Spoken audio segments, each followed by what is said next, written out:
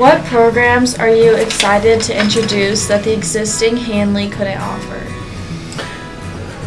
A lot of the answers to the questions that we're looking at, we're going to address today, come from our feasibility study. And so, specifically regarding Hanley, the ability for them to have their own preschool was something that they were being held back from.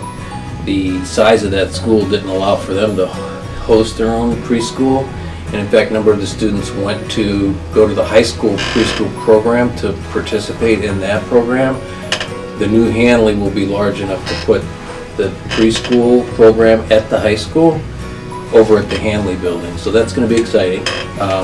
In addition to the improvements there, the Hanley school was not equal in any way to a number of the other facilities. If you've ever been in that building and saw where the students eat, and that it was almost like a hallway, wasn't in any way, shape, or form equal to the type of facility that you would have at Indian Trail, that you would have at Critchfield, that you would have at Heilman. And so there are just a number of improvements that need to be made there. But biggest improvement for programming wise will be that they'll be able to have their own preschool there, and of course they'll be able to deliver their normal programs better with the better facility. What prompted the new Hanley, and why construct another school? Any questions regarding buildings and what needed to be built or why something was built, all goes back to the feasibility study. This is something that actually started about 3 years ago with a group that came in from an architectural firm that looked at every one of our buildings and gave us a listing of all the needs for each one of the buildings. And as we looked at that, and again, some of these documents are on the website, it'll say we listed priorities for the needs of buildings. And when Hanley came up, there were so many needs for improvement that it outweighed the potential for those just to be addressed individually, and led us to believe that the whole building needed to be replaced given the time, the age of the building and so forth. How is the Performing Arts Center benefiting the students in the community?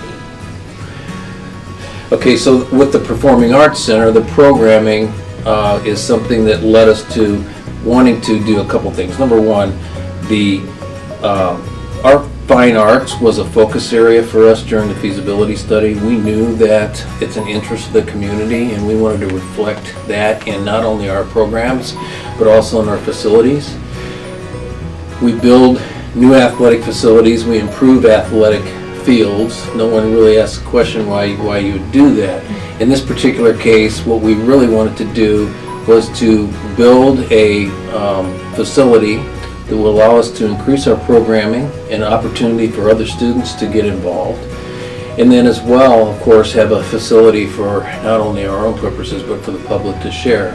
In this particular case, the performing arts versus the auditorium lends itself to more the ability to have more intense type of shows, presentations, plays, concerts with the size of the fly space that's going to be above there, which we don't have right now.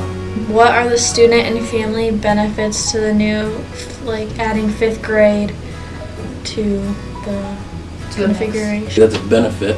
There'll be benefits in the types of programs that we'll be allowed to offer, because whether you know it or not, we haven't really changed the types of classes that we offer at the middle level since 1984. And I don't know how far back you guys can remember things, but that was quite a while ago. And things have changed quite a bit over the years. There's a lot of opportunities out there for us to add to the curriculum.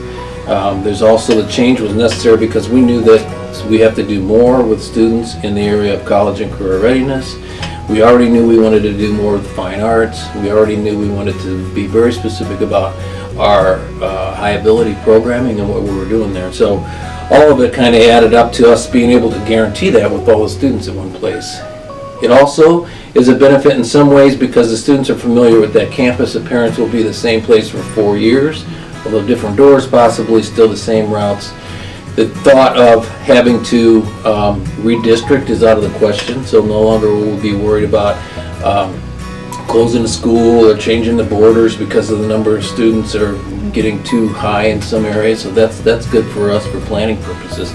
And it's this building here is a safe location. I think people feel comfortable in the setting that Kessling's at right now, and so as opposed to what some of the alternatives we had to look at earlier, which is building outside of town with a separate middle school, this is really turning out to be a good thing for everybody.